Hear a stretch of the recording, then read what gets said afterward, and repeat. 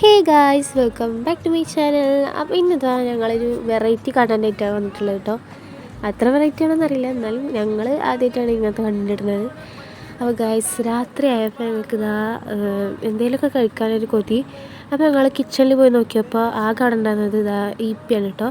അപ്പോൾ ഞങ്ങൾ ഈപ്പി ഉണ്ടാക്കാമെന്ന് വിചാരിച്ചു. അപ്പോൾ ഗായ്സ്, ഇതിൻ്റെ ഉമ്മാൻ്റെ റെസിപ്പിയാണ് കേട്ടോ. അപ്പോൾ എൻ്റെ ഉമ്മ ഈപ്പി ഉണ്ടാക്കുമ്പോൾ ഇങ്ങനെയൊക്കെയാണ് ഉണ്ടാക്കാറ്, വെജിറ്റബിൾസൊക്കെ ഇടാറുണ്ട് കേട്ടോ. അപ്പോൾ നല്ല ടേസ്റ്റാണ്. നിങ്ങൾക്ക് വേണമെങ്കിൽ ഒന്ന് ട്രൈ ചെയ്ത് നോക്കാം, ഞാൻ നിർബന്ധിക്കണമെന്നില്ല.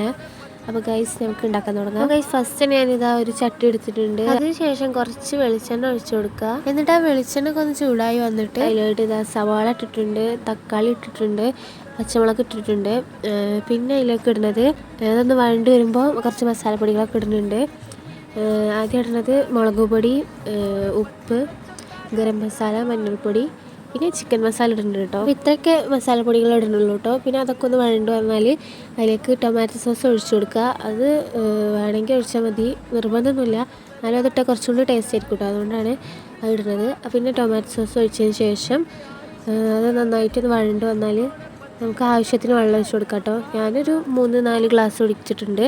നിങ്ങൾക്ക് എത്രയാണോ വേണ്ടത് അത്ര ഒഴിച്ചു കൊടുക്കുക. അതിനുശേഷം ഇതാ ഫ്ലെയിം ഒന്ന് കൂട്ടി വെക്കുക. എന്നിട്ട് അത് തിളച്ച് വരും വരെ ഒന്ന് വെയിറ്റ് ചെയ്യണം. അപ്പോൾ ഞങ്ങളിതാ വെയിറ്റ് ചെയ്തുകൊണ്ടിരിക്കുകയാണ്. ഞാനിതാ കാത്തിരിപ്പിനൊടുവിൽ തിളച്ച് വന്നിട്ടുണ്ട് കേട്ടോ. എന്നിട്ട് അതിലോട്ട് ഈപ്പി ഇട്ട് കൊടുക്കുക.